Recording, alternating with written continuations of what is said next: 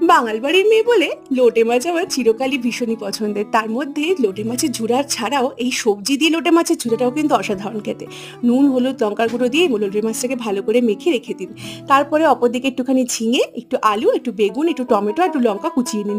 তারপর আলুটাকে তেলের মধ্যে ভেজে নিয়ে তারপর ওই তেলে একটুখানি ঝিঙা আর ওই বেগুনটাকে একটুখানি মজিয়ে নিয়ে সেটা একটু তুলে নিন। তারপর একটু কালো জিরে আর রসুন ফোড়ন দিয়ে দিন, দিয়ে তারপরে টমেটো কুচি দিয়ে একটু হলুদ লঙ্কার গুঁড়ো ধনে গুঁড়ো আর একটু নুন এগুলো দিয়ে মশলাকে কষিয়ে মাছগুলোকে দিয়ে একটু ঢেকে রাখুন।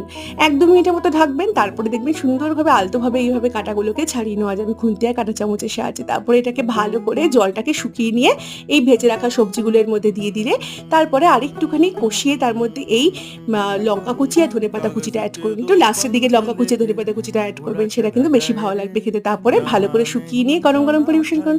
হয়ে গেল সবজি দিয়ে লোটে মাছের ঝুড়ি। ভীষণই ভালো লাগে খেতে, একটি হলেও কিন্তু ট্রাই করার অনুরোধ রয়েছে, ট্রাই করেন।